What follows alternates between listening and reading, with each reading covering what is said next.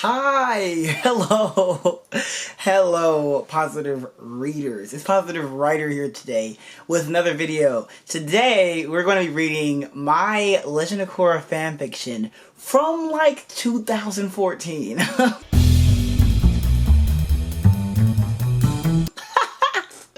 This fanfiction I wrote, like I said, from 2014. It's called the 3-line title, based off of a role play my sister and I did, and we came up with this like thing where avatars have to get this 3-line title. I've posted it on Wattpad if you want to read it yourself, but I wanted to read it myself on my channel for y'all because I just thought it'd be fun to rediscover the story. I've been thinking about it a lot, and if you haven't heard, Avatar 7 Havens is set to release at some point. It's been announced, which is the next Avatar after Korra, which for me is really emotional. Korra has been my like favorite fictional, especially female character of all time since 2012 when it came out. So, you know, imagining her era being over is like sad for me. But, you know, doing stuff like this reminds me, hey, it's not really over. It's just mechanically over, but I'll always be able to love her and remember what she means to me. So this is one of the things that I can do. And again, this fanfiction, it's so funny. I wrote it at a time where Nick.com had forums, and these forums people would write inside of these like communities, and I really missed that because it was so great to be able to connect with other fans at a time when I was literally like 10 years old. Like I didn't have friends who were into Korra, like I didn't have any of that. So those forums were like the only place I could find other people who actually were into what I was into. And it was truly just a blessing to me. And now looking back, I'm really thankful because I'm now able to still read this. Like, this could be gone. It could be gone, but it's not. So yes, I'm super duper excited to share this with you today. Yeah.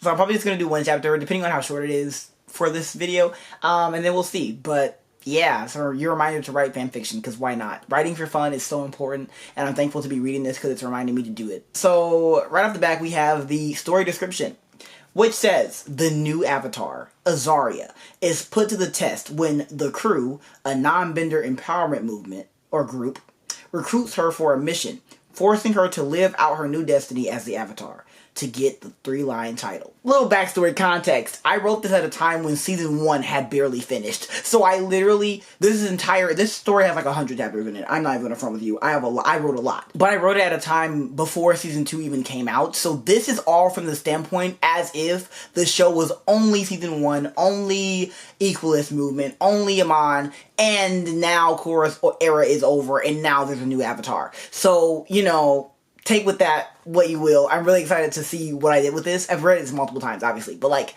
I'm excited to rediscover it because as a writer, I'm excited to see what comes up here that I see in my later works, like ITCHIKAN'S. You know, if you didn't know, I am the author of an original young adult dystopian fantasy book called ITCHIKAN'S. It's on Amazon right now. This is a copy that I currently have in front of me. Here it is. You can go check that out on Amazon right now. It's about a girl who sets out to stop an evil queen who is trying to destroy all love and relationships. And she decides at 17 she's going to stop that as a headstrong girl who really just wants some freedom and needs to trust her friends some more. So, if that's interesting to you, go ahead. There's a black main character, black love, female friendship. She's saved and she's cared for and loved. So, if you want a story that does that, I know not a lot of them do. That has a lot of fun, too. A lot of fun, a lot of food, a lot of really cool outfits, a lot of alternative outfits. Maybe that's a book for you. Hey, without further ado, let's get into this for real. I kept all my own notes, so you'll get to read about my own notes in here too. Okay, let's get this started for real. You guys, I am sort of new to this fanfic thing. I have written many fanfics that never really got recognized, so I stopped for a while. But this, I hope, will be a long-lasting story. Wiki face. Book 1, Earth. Prologue. And I did want to say, I'm one of those people that does stop and read and stop and watch and talk in between, so buckle in for that. I'm not sure how much I'm going to do that after this note, after I get into the chapter, but I did want to stop and say that as a writer, one of the best lessons that I've learned is that writing is not about being recognized, and when I was about 10, 11, 12, 13, I did not know that, and so I just find it very interesting that I said they didn't get recognized, so I stopped, but I hope this will be a long-lasting story. I definitely say that this has become a long-lasting story. It's literally on my phone. I'm reading it right now to all the people who will watch it in 2025. And it was written like 10 years ago. So that is very comforting for me, to know that it wasn't about being recognized, but it was about me recognizing the work that I had done and appreciating it. And saving it, preserving it so it didn't get lost. And that's what makes this a long-lasting story. Azaria's POV. Sweat fell from my forehead as I crawled into a nearby corner. Once again, I was hiding from the very 19-year-old that had tormented me practically my whole life. His name is Ramon. He's a really awful 19-year-old. He seems to hate everybody, except his sister, Imani. Imani is 18. They both are awful. He and his sister hate me, but Ramon is always on my tail. He's about my age, but a little older. I'm 18, and I love my title. My title is the Avatar, of course. Being the Avatar isn't always easy. People know you, and you're practically famous, but you're also a target for people who want power. But Ramon and Imani are different. They believe in following in their father's footsteps. Their father was the famous equalist Amon. Another man took them in a while back. His name is Zarku. He knows nothing about their little schemes, and doesn't really care what they do. My parents are Roland and Rochelle. They are the coolest parents ever, but they aren't cool enough to get me a mentor. They don't trust anyone anymore, so I have to learn the elements for myself. My parents were born non-benders and shocked when they found out that I was the Avatar. I was shocked too, because I wasn't born as a bender. I was a non-bender, and I've always wanted to learn how to earthbend. Although nobody has ever taught me, I have learned a little something over the years. I started to hear footsteps that were coming towards my little corner of the world. They weren't stomping, but I could tell they were filled with anger. Part of the reason Ramon hated my guts was because of the 3-line title wall. Avatars were obligated to at least reach the 3-line title by the time they died, but most didn't. However, the Avatar before me, Avatar Korra, did get the 3-line title. And I am determined to get it myself also. The footsteps were getting closer now, and I was getting nervous. I had various flashbacks about Korra's teenage years, and in one, she was hiding from Amon. And once he walked past, she let out a tiny sigh of relief.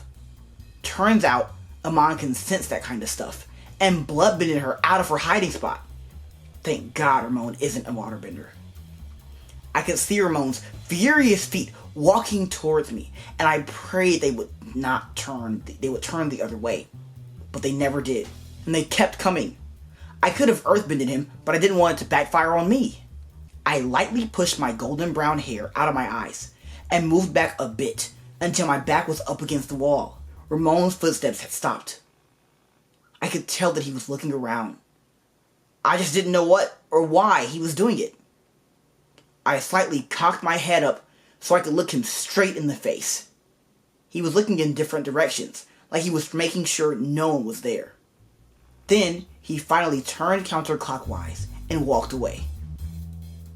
And that's where I made the mistake. That's fun. That was so fun. The note at the end says, should I continue? Tell me if you like it or not. I like your feedback. Winky face, positive writer, winky face. It's so cute. It's actually adorable. I just love to read my old writing, honestly. It makes me really happy. It reminds me this is definitely a gift and something that I just love to do. Couple thoughts.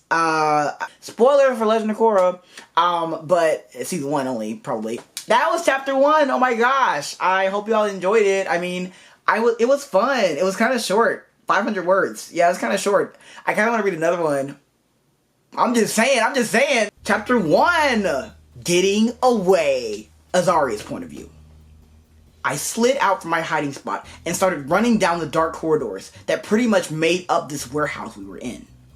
I could hear metal shoes clanking on the floor behind me. Ramon was following me, and he was gaining. I quickly turned a corner and found myself at a dead end. I figured Ramon was too stupid to know that I had turned, but I was wrong. for there stood Ramon at the end of the hallway. Although I could only see his silhouette. His body's strong shape was unmistakable. He walked up to me slowly. I could see his hair now. It wasn't a deep burgundy color like Ramon's. It was a rich auburn color. I immediately recognized him. He was my friend, Kiko's brother, Rico. He was 17, like his twin sister. Rico was a waterbender, unlike his sister, who was an earthbender, like me. Rico kept walking towards me until he stopped and looked around like Ramon did earlier. He was obviously looking around, making sure no one had come down the same hallway. Then he turned back to me. His gray eyes stared back into mine. He almost looked blind. Zarya? Is that you? He whispered. Yeah, it's me, I replied in the same volume. Why are you here? Ramon was after me and I ran here to hide, I explained. Well, I'm here to rescue you, but you must do as I say, he told me. Rico had never really learned how to bloodbend, so I was sure he wouldn't try. He came a bit closer to me, then came to an abrupt halt. Why did he keep doing that? My back became sweaty, for the warehouse was at least 90 degrees, and I was dressed in a blue and black jacket with some black sweatpants and blue Converses. Rico turned around and began to walk the other way. Where are you going? I asked him with a bit of an attitude. Home, he replied right before turning around the corner. How could he betray me like that? What kind of friend is he? I then found out I would have to find a way out of this place. Alone. It's so cute. I was initially reading over the typos, like, so that it could be a cohesive story, but I feel like reading some of them at least is fun, because, hey, I was 11. As great of a writer as I'll never not be someone who writes typos, so it's okay, and I don't want to, like, act like it's perfect, because it's definitely not. And it's just funny, because the story's still followable, even with the typos. The little note I wrote is, to all my readers. Thank you for reading this and posting super nice comments on it. Here is the next chapter for you. Hope you like it. Winky face, a positive writer who keeps on writing. No, a positive writer who loves writing. Winky face. That is so sweet, so cute. I love reading this. This is already making me really happy. I love audiobook culture. I really do want to get into voice acting. Audiobook work. So this is giving me an outlet and an opportunity to do that. Yay! And also reconnecting me with a story that means a lot to me. It's my biggest work that I have to look back on, other than ITCHIKAN. From my, tween years. I wrote other things, some of which I have, some of which I don't, but this is one of the ones that I have in its completion. I uploaded it all to Wattpad in, I think, 2021 or something, so I have the whole thing up here now. Like I said, you can go read it yourself, but if you want my voice acting for the characters, because there are a lot of characters. I'm looking so forward to this, because it's starting to come back to me. I'm really looking forward to this. If you want all that, then stick tuned. Stay tuned. I love y'all. Jesus loves y'all. Have a great rest of y'all day. Peace, and catch me reading chapter 3 and 4 maybe next time.